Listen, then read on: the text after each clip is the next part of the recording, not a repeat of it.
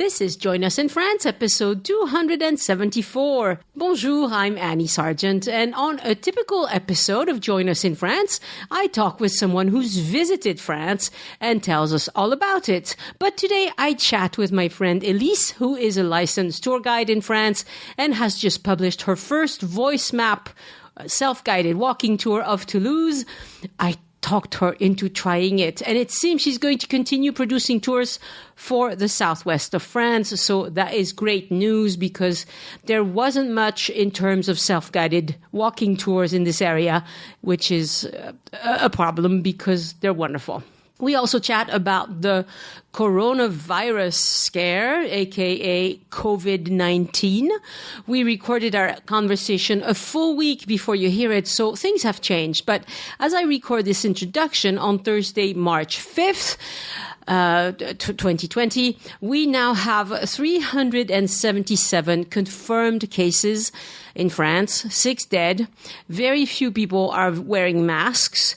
But French people are stocking up on hand cleaning gel and not on toilet paper. It's funny how each country reacts differently. Everybody keeps asking on the Facebook group, should I cancel my trip? And we can't answer that for you, I'm afraid. We're not medical professionals and we can't tell the future either. So that puts us in a pickle to answer questions like that. But France hasn't been hit as hard as Italy so far. That could change. We don't know. It's about this at the same level as Germany. And of course, in France, we have a very good public health system. And they are counting the number of cases, testing a lot of people. So the information that we have seems to be accurate. Occasionally on the Facebook group, I will update with the names of the areas that have contamination, but so far it's nothing. It's rural places, except for the Oise, which is it's a department near Paris, but not in Paris. And so far Paris has been mostly épargné. Oh, I don't know how to say that in French. Has not been hit. Let's put it this way. So to see all the places where I offer tours, go to joinusinfrance.com/audio tours. And to get Elyse's Toulouse tour, and she might do more, go to toulouseguidedwalks.com and use the contact form. Someone wrote a review of my Marais tour and said, I walked around the Marais with Annie. It was great fun and I highly recommend this tour. I have 3 more of her tours to do and I can't wait. Thank you so much for that review. Most people are buying all 4 tours actually because honestly, at the price, why wouldn't you?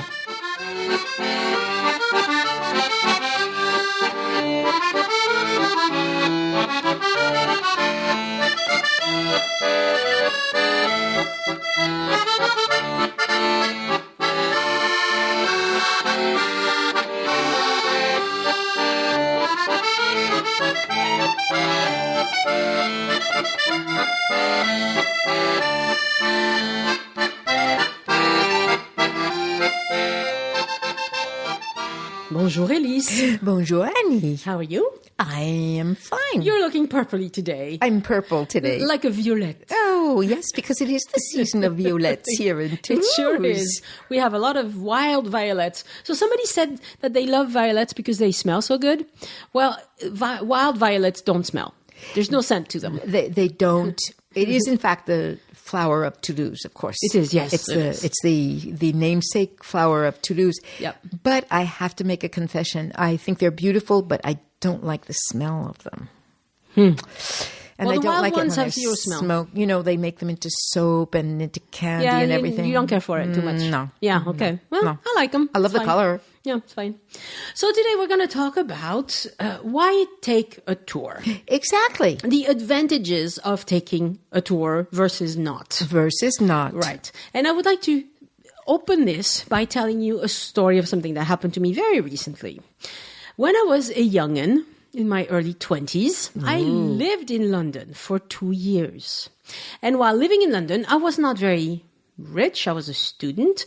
But we went to the theater We got cheap tickets sometimes and went to the theater. So I was frequently in the theater district in London. And then years have gone by, and I go back to London every now and then. My husband loves Broadway, so we often go to see shows. And so I have been in that area of London hundreds of times in my life. And this time I discovered that Ian McEwan, the actor, had done a voice map tour of the theater district in London. And lo and behold, it was free. I was like, wow, how can this be free? This is a promotional thing that VoiceMap has done. And so I definitely downloaded it and listened to it. And it completely changed the way I saw the theater district. Right. I had walked in those streets in front of those theaters. I had been inside of those theaters lots of times. And it is the truth that you don't know what you don't know. You don't know what you don't know. Exactly. And unless somebody points it out to you, you will never know what you don't know. Right. And so I got so much joy out of this hour and a half that we spent listening to this guy, because I was like, wow, who knew? Like, this is so super interesting. And so because I produce these tours, well, I'm going to steal some of his tricks because his transitions were a lot better than mine. I got to fix some transitions of mine. But, it makes the moment you spend there so much more enjoyable, I think. And this is kind of strange for me to say, but I'm not someone who takes a lot of audio tours, who has taken a lot of audio tours in the past. Maybe that's why I'm trying to convince you so much, because I had to convince myself. Or even regular tours. You haven't taken regular tours. Not that many. I mean, I've taken some. A few. But I'm not someone who will just get a tour everywhere I go. I have taken some that were much better than others. And maybe that's why I'm a little shy about, I'm like, oh, I don't know this guy. I don't know this guy. Who cares? But it really makes the experience better. It makes an experience better. I know that here in Toulouse, having given tours about the old city center for a long time, sometimes I've had people come on a tour, mostly, interestingly, if they've been dragged along by somebody else who's visiting from out of city or out of state or whatever, but somebody who lives here. Right. And who goes, hey, why am I doing this? I've lived here all these years. I don't have to go on a tour. I know about the city center of Toulouse. And what happens is, it's the same exact thing that happens. It's like, really? I didn't know anything about that. I didn't know anything about that building. I didn't know anything about that street. Right. You're the one who told me about the 24-hour clock in Toulouse. Yeah, the 24-hour clock in Toulouse. She grew up here. She didn't know. She doesn't know nothing here. I mean, I think that tours can be, and again, you were just asking me about tours even in museums. I happen to have discovered that for certain museums, and it depends, of course, on who produces them and, of course, how good they are, but sometimes audio tours, even in museums, are really, really useful. Yeah. Because me, who has studied art and art history for ages and ages and ages and ages, and I think I know a lot, ha, ha, ha. You do? I do, but I don't know all that much. Right, and if you're interested in it, having somebody else bring up something you had never heard of. Exactly. It's like, oh, wow. And then it suddenly makes you look at things differently and look at details in a different way. Right. And it's a question of also people missing stuff that's so obvious. Now, I know there are a lot of people who think, I'm going to land in Paris and it'll just all reveal itself to me. No, it won't. Sorry to pop your bubble. Because Paris, like many other cities, like any city, is a big, busy city. Right. And we're all distractible and we are not sure where we should be paying attention. Right. Even if you're on the right street, which is not a given, you might not be paying attention to the stuff that's really interesting. Exactly. Right. So if you have a tour guide, either in person or as a voice map tour, then that tour guide is going to point out things. Absolutely. I think that's part of the whole concept is that, it's sometimes I know people and I know that we've had this conversation, you and I, before. Sometimes people say, if you do a tour with somebody, well, then you just have to follow them around. Well, of course, that is true. But you will learn things and see things that you didn't notice, like you were just saying about the 24-hour clock here in Toulouse. And then you can always go off and do your own thing anyway. Right, nobody's forcing you to do that. But this is an advantage of a voice map tour versus an in-person tour, because you can stop pause and start it whenever you want. You can take it when it's convenient. You don't have to make an appointment. Exactly. You're not letting anybody down. You just, and it will work whether you have data or not. I need to really emphasize that, because plenty of people think, well, but I won't have GPS, I won't have data when I'm outside of the US. Right. No, you download the tour to your phone. It will download the maps, the audio, the photos. Everything will be on your phone. Right. You could be on the moon and it would work. You could be in a submarine and it would work. So that's not an issue. That's why you need to download it in advance. And I recommend you play with the app a little bit if you're not someone who plays with apps constantly, because then you get familiar with it and it helps. And it helps. It helps knowing how to manipulate it. Right. In-person tours are also wonderful. Some of them are better than others. I've enjoyed every tour I've taken with you, and I've always learned something about Toulouse, my hometown. Well, isn't that always the case, though, that we know the least about what's right in front of our nose? True. I mean, it's like we go someplace new and we say, oh, well, I don't know anything here. Let me find out. But where we come from or where we live, we go, I know this place. I've been here forever or whatever. Yeah. And then you go, oh, well, maybe I don't really know it at all. It's a question of how curious you are. Yes. Really. I mean, if you're a very, very curious person, if you're open to learning new things, then these tours are going to be wonderful, be they in person or via an app. Exactly. And if you're not so open-minded and you don't want to learn nothing, some people, I think, just feel like it's just, I can understand it sometimes when you are in a new place and you walk around and you just pick up the atmosphere. But I think that's all you're going to get is the atmosphere of a place, and you won't understand why it is the way it is. Or like recently, somebody that I know here in Toulouse was walking with me when I said, well, this is the audio tour. We're going to start here. And it was someone who's lived here for a number of years. And I said, now look up. Yeah, I said, people don't look up. No, yeah. People don't look up. It's like, why should I look up? Well, take a look what's up on top of the building over there. Yeah, look at that. And check this out. Wow. Yeah. Don't look down at your feet when you're walking around. Right.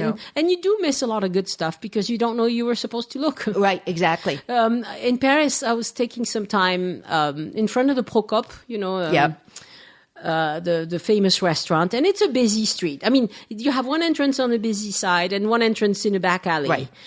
So on the busy street, there were people walking in front of the Procop and not having any idea what they just had walked in front of and missed. And the Procop has signs.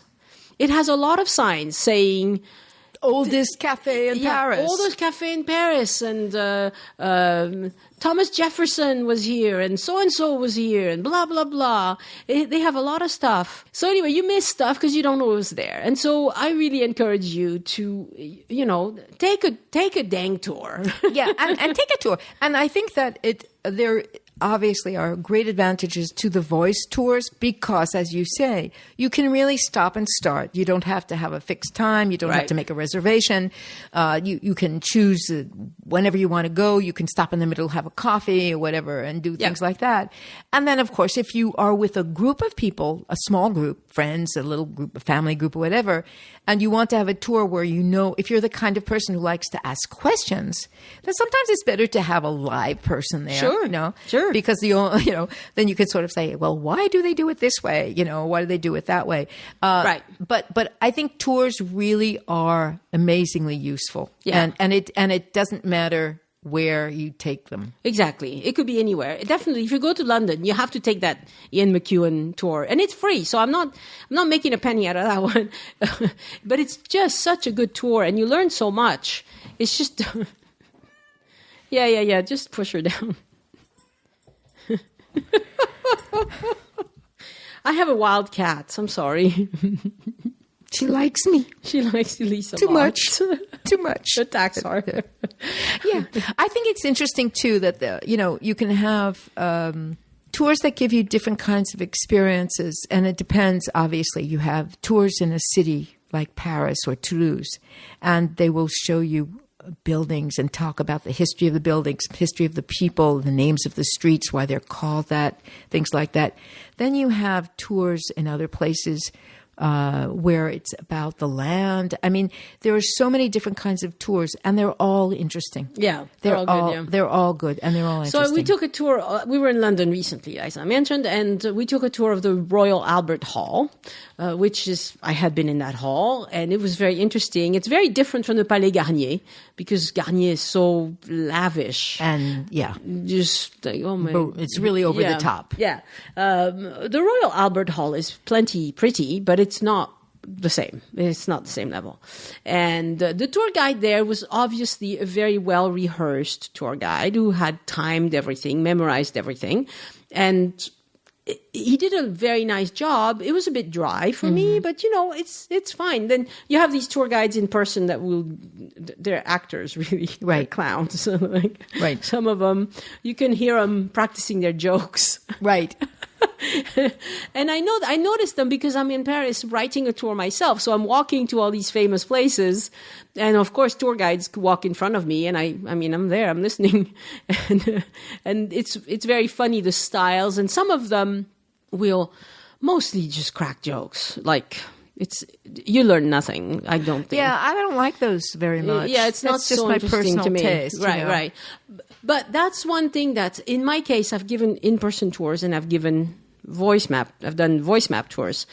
For me, it's better to do it with the app because I forget. When I'm in front of people, I get distracted. I'm going to start asking them about their cat. And I'll never get back to the stuff I was supposed to tell them about. You're just not disciplined, Annie. I'm not disciplined enough to be an efficient... But I think actually, talking about a live human guide for a thing, I think the difference is that some people, and that's true, for instance, if you go I don't suppose name names of real people, but here, for instance, the tourist office of Toulouse, they have guides that are very competent, but they are like robots. Yeah. And they do the same tour every single time, right. And they never deviate from what they say. And that's right. not an interesting tour. No. An interesting tour is when you can deviate a little bit, not right. spend an hour talking about people's cats, but a little bit, and then come back to it, but also understand who you're talking to. Right. I think that's the advantage or disadvantage. Yeah. It's like in May, I'm going to be taking some American college students around Toulouse. I have to adjust because these are going to be young people who've been in Europe for 3 days, and they've never been in Europe before. That's not the same thing as someone who has been in France 5 times and who is interested in certain details. I think that, those, but that's our job. We know things like that. Right. And the advantage of the voice map is if you want to have the information and you just want to be more or less left alone. Yeah. I think, so it's kind of two different ways of dealing with it, but both of them are good. I had somebody write to me recently saying, your tours are way too cheap. And I agree with her that they are way too cheap. The problem is there are other tours in Paris, right. And nobody pays a lot of money for an app. It's just a fact.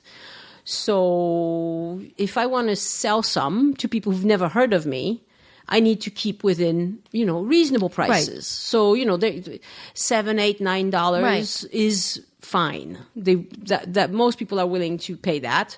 If I go much beyond that, because she was saying, well, a guidebook is a lot more than that. And yeah, it is. It's true. A guidebook is a lot more. But, the same thing's here in Toulouse, although as far as I know, for the moment, I have the only English-speaking audio tour here in Toulouse. You do. Yes.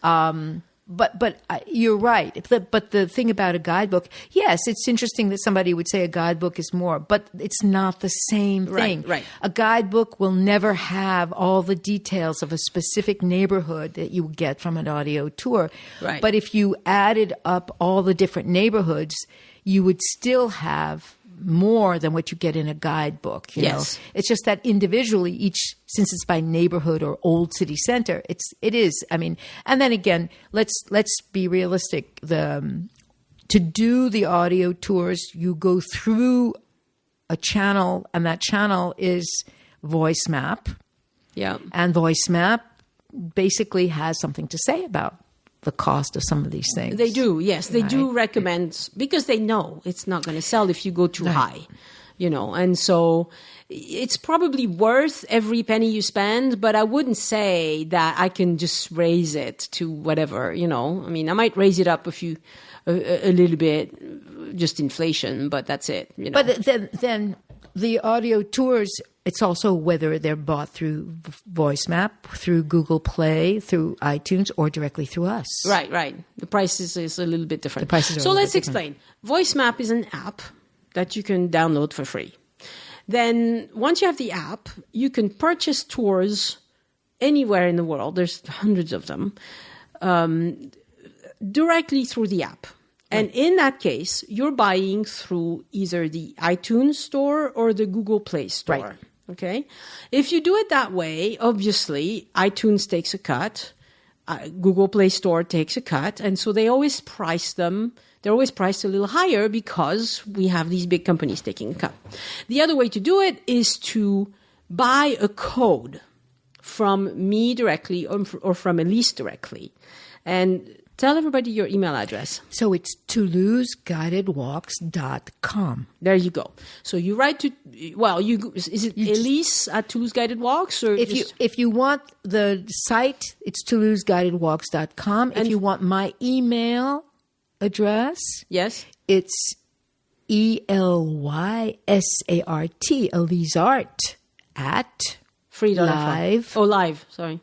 .fr. Live.fr. Live.fr. Right. But if you go to ToulouseGuidedWalks.com, there's a contact page. There's a contact page. Right. The Facebook page, the contact page. You can either go right there or to Elyse.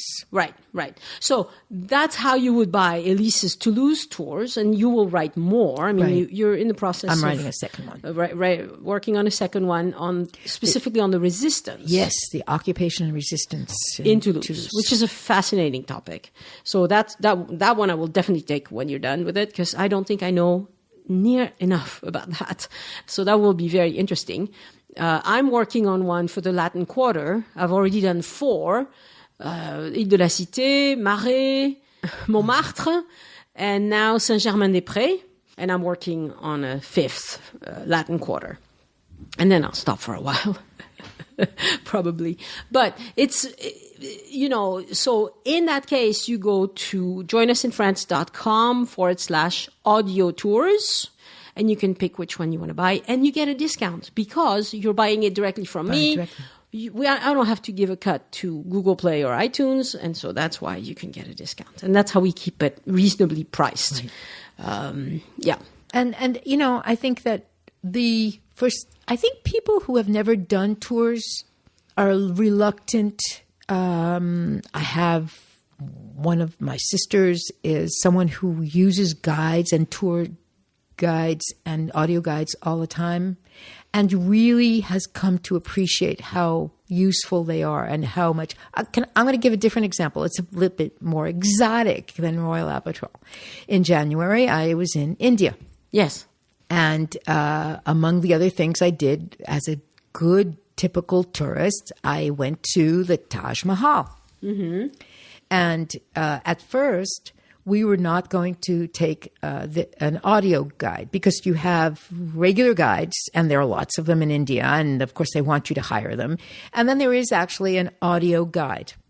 And what happened was, since I was with a friend who is in fact from there, she had already, she had already visited the Taj Mahal many times, and she said to me, "Oh, there's no point.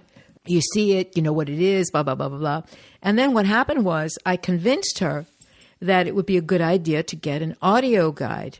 Yeah. And lo and behold, she discovered things with me that she didn't know. She didn't know. Yeah. She didn't know. And she kept saying to me, wow, yeah, it's beautiful. Yeah, I see all this pretty marble and I see all these carvings, but boy, I didn't know this and I didn't know that. And I went, well, there you are. Yeah. It really does make a difference. It enhances the experience. It certainly does. I mean, it won't change your life or anything. No. It won't cure cancer, all right? But it will enhance your experience. And at a time when most of us don't have that much time, maybe we don't have the funds to go back to Paris over and over and over again, or India, or wherever it is.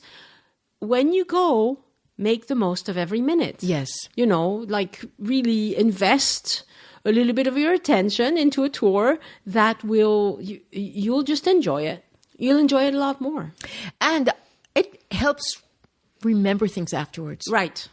It really does. Yes. It really does. Yeah. Yes. I mean, and there are always going to be, the Instagram tourists who just want to take the selfie and post it on Instagram and they're done. But I don't think this is who we're talking to for the most part. No. But I don't think those, I think that the whole point of being curious enough to listen to a podcast and want to know more is to get more out of every experience. Right. I mean, me, with my background as an artist and art historian, I used to be very snobbish about going into an art museum and going, I don't need anything, I can walk around and I'll recognize this and I'll know why this painting is really great and this one isn't, And in fact, I learned my lesson a couple of years ago. Again, I was in The Hague in Holland, and they have a fabulous museum there, and I was looking at a couple of paintings and I thought, I know about these paintings. And then I was listening to the audio guide and I went, well, right.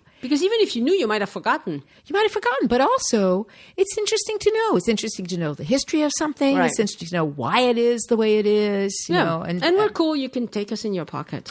And you can take us in your pocket. And you can even listen to us while you're having a glass of wine or a cappuccino or whatever. The same time. You do whatever you want. Yeah. And it doesn't cost you. You don't have to pay our drink at the same time. You just have your drink. That's it. So we got to talk a little bit. I think we've beaten this horse to death. So I guess we have. Yeah.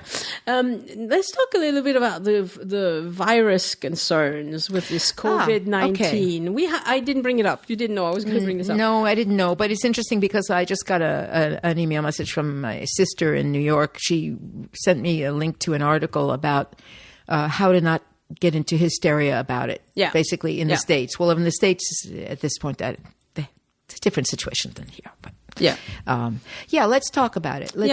So France has a few cases that are they're called community kind of cases where they don't have any idea how this person caught it because they weren't in either Italy or China or anywhere near a known source. Right. And so we've had a few of those by now, which means like all viruses, it's going to spread. It's going to spread. This is what viruses do. Now, I'm not a doctor. I can't advise people as to what to do. I do know that, washing hands and not touching your face is important. And carrying around the antiseptic. Right, the alcohol, antiseptic wash things. Especially if you've been like me, unlike you, but I am in the metro at Toulouse all the time. Right, all the time. Yeah, and you're touching doorknobs and things. Yeah, and you're touching all sorts. You're touching all sorts. Right, because the problem with this particular virus, I think, is that if somebody has coughed on a surface, it lives on the surface for a few hours. Right, for a few hours, and so you have plenty of time. So it's best if you can, sanitize your hands with these hand sanitizers and avoid touching your face at all costs. And I've even heard a doctor say on the radio, on French radio, that the masks are not really needed, but they do remind people not to touch their face. Yes. And so this is the thing, apparently. So far, the cases that are of concern are either in the north of France or actually there are a couple around Montpellier. And a couple in the Alps. So where we are so far, touch wood, we haven't had any. Yeah. But there are a few people in quarantine here because they did go on vacation in northern Italy. Yeah. And so, of course, the quarantine is to make sure after the 14 days, if they have no symptoms, then everything's fine. Yeah. It will eventually spread because it is the nature of this thing that it will spread. It'll spread in America too. It will spread everywhere. Yeah. The precautions are to make sure that you wash your hands all the time. The thing about the masks, which is really interesting, is that they've said several times on television that the mask is largely for people who seem to have symptoms so that they don't spread it more. Right. However, I can understand personally that if you think you're going to be in an area where you might be in touch with people who have the symptoms, if you wear the mask, at least you're not breathing it in. Right. It makes you feel better. If it makes you feel better, by all means, do it. Whatever. But unfortunately, since the medical experts are not 100% sure exactly how everything is transmitted, at this point, there's a chance that will spread pretty much everywhere. Yeah. Now, and becoming a pandemic. And it's a pandemic. The people not yet. Most at risk are very, very small babies and old people with ill health. Oh, I didn't think very small babies. Yeah, very small babies. And otherwise, the rate of recovery is very good. Yeah.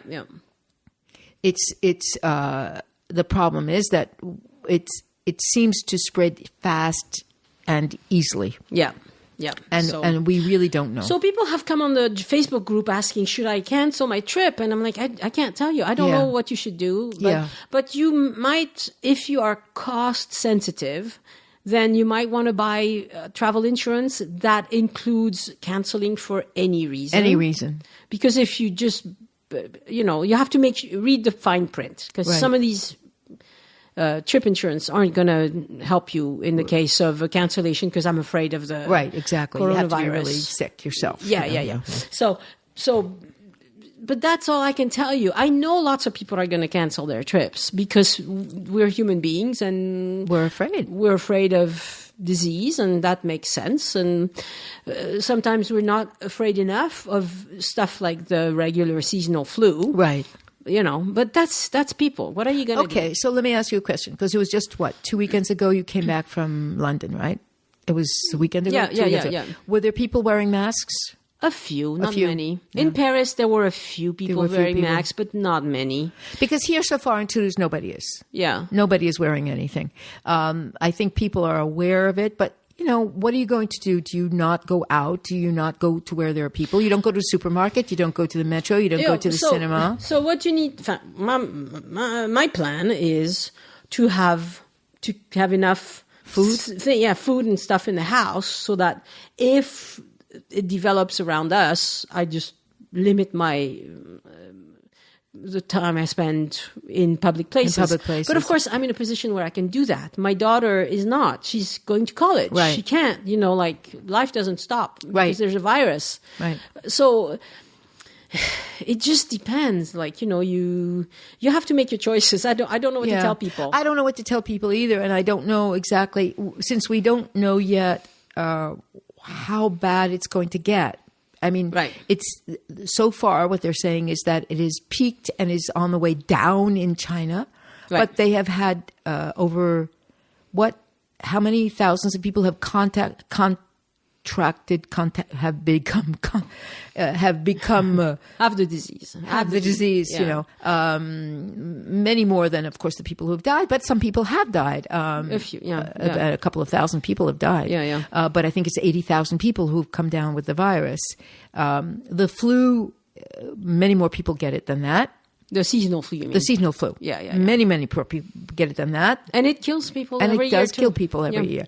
But this one seems to be fairly volatile in the way it spreads. Well, the problem is we're all completely naive to it. We've never been in contact with this virus. So at least the seasonal flu, you might have had that variant of the flu before, and so you'll resist it.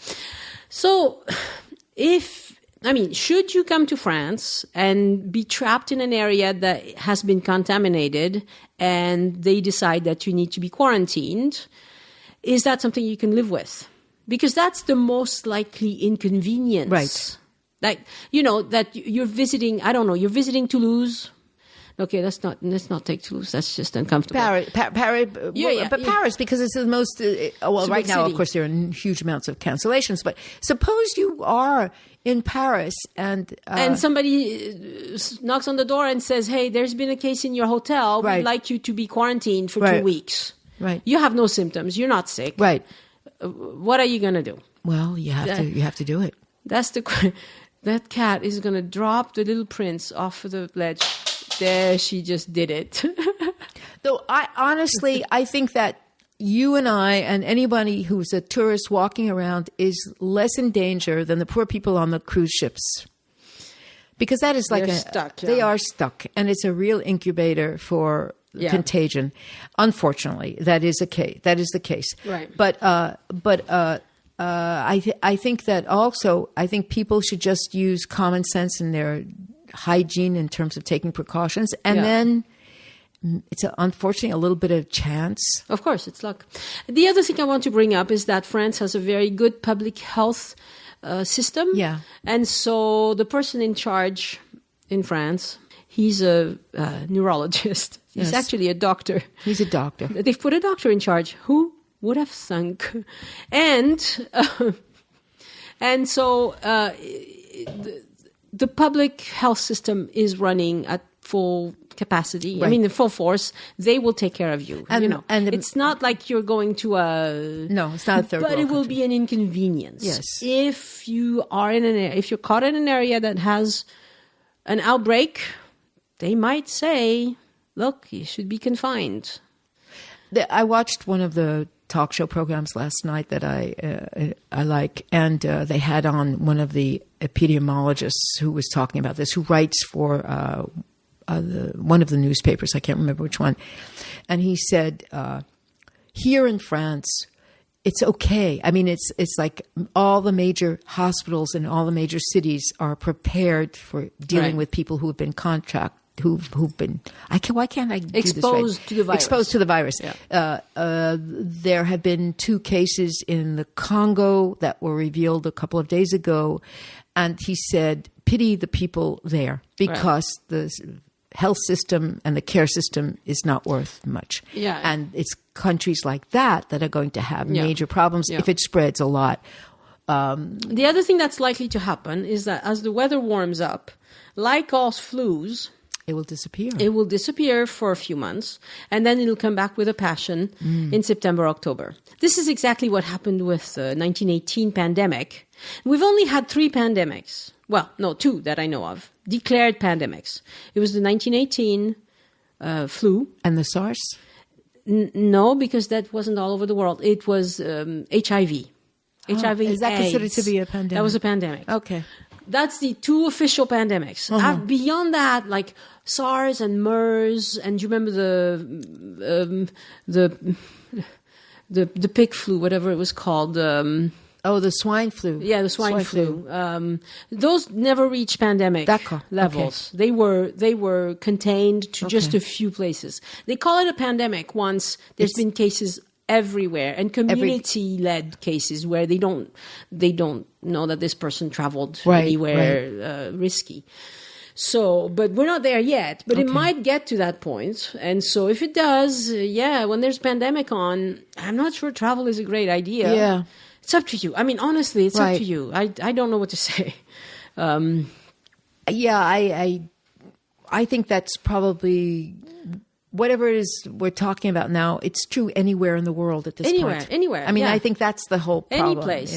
And these, you were talking about Africa. The reason why Africa might not be as susceptible to this is because it is warmer in Africa than it is in Europe. And so these sorts of viruses don't do as well. Although MERS did great in the Middle East. At the same time, part of the problem is that people travel all over the world now. And so you don't know who's been where. I mean, basically, this is the real issue. You know, it's like we've made the world a smaller place by having air travel everywhere. People get on a plane and go halfway across the world for a week.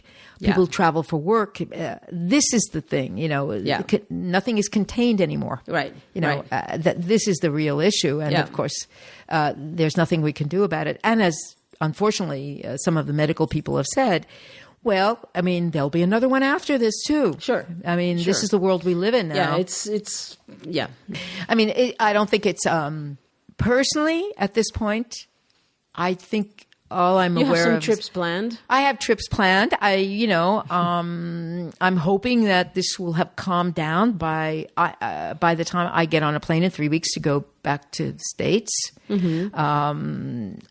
The part that bothers me is the idea of being in a closed-in space for 7-8 hours with people. I was actually wondering yesterday, will I wear a mask or not? But more just because you're in that closed-in space, and what are you going to do? I have never worn a mask. I don't know if I could stand it that long. Well, I wore one for a couple of days in Delhi, and I really hated it. Mm. I mean, it's very hard. But that was because of the pollution. Pollution, yeah. It's a strange experience, actually, although maybe it's because we're not used to it, and people in Asia wear them out all the time. Yeah. Because of pollution, basically. Yeah. But then what do you do? I mean, I don't know. Yeah, so not a very happy topic to bring up, but we just needed to mention it because people are wondering about it. Yeah, different questions keep coming up, and I don't want to let the questions run too long because I don't want to instill panic in people. I mean, there's no need for that, but there is definitely you need to be aware. We had a mom saying, "Well, I'm planning." I'm going to Paris with my older daughter, but I have 2 younger kids that have medical issues at home, significant medical issues. And so I'm afraid I'm going to bring back something nasty to them. And what should I do? I'm like, who knows? Yeah, I think that each person Who knows? It's what you're, talk to your doctor, I guess. I don't think I'm in a particularly dangerous. I mean, I'm only 54. Maybe I really think everybody has to make that as a judgment call for themselves. I'm going to be with Rosalba Davis and her family, who's a major listener to the podcast, in 2 weeks, and she's got 2 kids. She wrote to me and asked me about what's going on, and I told her basically this is the situation right now. Right. It becomes just I think like with everybody else. We're fine now. Who knows? We're fine. Yeah, we're fine. Nothing's changed for us. You go into any kind of public place, they ask you to wash your hands. I mean, people are using common sense things here. Right, but I mean, nobody's demanding that you. It's not like you have somebody at the entrance telling you to. No, but they do that on cruise ships. They do that, but I think they're doing it in some public, institutions and places like that. Yeah. So far we're okay. Yeah, we haven't. We're okay. Maybe but spring is coming, so probably he'll just die off, and hopefully it won't come back in the fall. We'll see. We'll see. Wait and see. Meanwhile, spring is starting to show its beautiful colors here in France and Toulouse. Yeah, it's marvelous. But we're going to have rain for a few days, so. Let's end on a happy note. Yes, let's end on a happy note. Violets to you. Les violettes. Thank you so much, Elyse. That was a very interesting conversation. Thank you, Annie. All right. Au revoir. Au revoir. Thank you, Amy, JJ, Becky Eggman, Debbie Vigiano, and April Verge for pledging to support the show on Patreon this week. Patrons enjoy several rewards that you'll find listed at patreon.com/join us. Patreon. Join us, no spaces or dashes. I share exclusive content with my patrons. I shared a story today about how King Louis XVI couldn't catch a break, the poor man, but he did some good things nonetheless. So that's one reward. It's the French history brief, but there's also help with your French comprehension, stories about France, photos, membership into a secret Facebook group. It's a very quiet group, but still. And of course, patrons can message me directly through Patreon, and these messages always get priority. So again, visit patreon.com/join us to see the different reward tiers, and thank you so much for giving back. If you're not sure your itinerary for France is as good as it needs to be, let me review it for you. It'll cost you $50, but you get an hour of my time. I look through everything that you've worked out. We talk about it, and then I send you recommendations via email. I've done several of those the last few weeks, and they're always a lot of fun to do because it gives me a good idea what questions you guys have, which are the things that I want to answer on the podcast as well. Email Annie@joinusinfrance.com to set that up and write itinerary review in the subject line. My thanks also to Shannon Latimer, Jeremy Graston, Pam Andrews, and Beth Murphy for sending in a one-time donation by using the green button on any page on Join Us in France that says Tip Your Guide. Jeremy wrote, I know it's not much, but since I've been listening over a year or two now, I wanted to say thank you for all the work you put into your shows, research, and guests. Travail exceptionnel.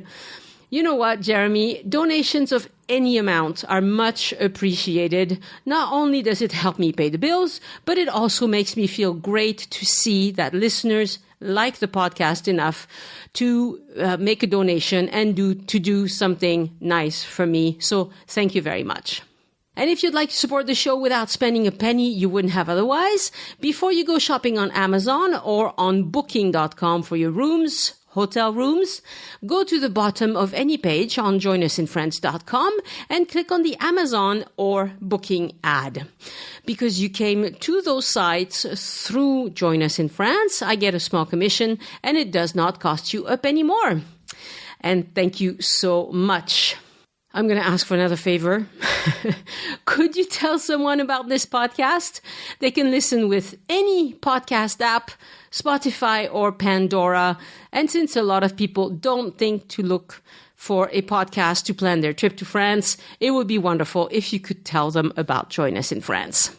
Send questions or feedback to Annie@joinusinfrance.com. Have a great week of trip planning, a wonderful time in France, and I'll talk to you next week. Au revoir.